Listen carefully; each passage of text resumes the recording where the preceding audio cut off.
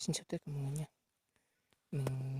Đêm nay mình đi soi cày, vừa bán được một con cùng với một con này mình không biết tiếng Việt gọi là con gì đây. Con này con bé tị, con này con khỉ. Tiếng dân tộc mình thì gọi con khỉ. Con này nó giống như con khỉ.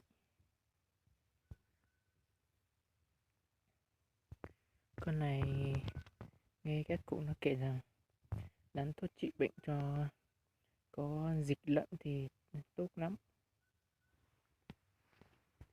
Đây là con cày này, dao cày to kinh khủng, cực phê luôn.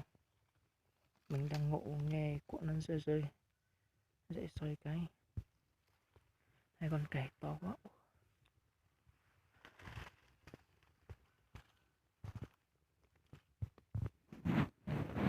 Đây là con đực nhá, cày đực nhá, bự nó.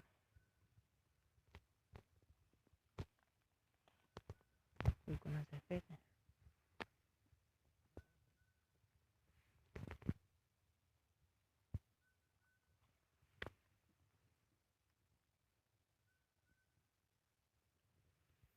Chứ rồi con này chắc là phải tầm 4 đến 5 cân đấy.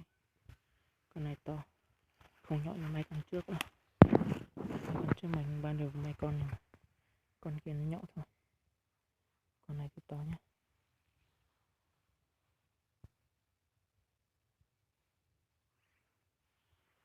Nó trúng này đây, chỉ trúng một cái thôi.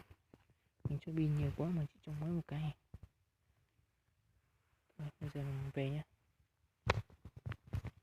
Em khuyên rồi, nửa đêm giờ chắc gần 11 giờ ấy, thì mình cho các bác xem như thế thôi nhé. Lát nữa mình sẽ cho các bác xem cái cuộn mà con cày nó ăn, cuộn như nào thì là mình sẽ quay sau nhé.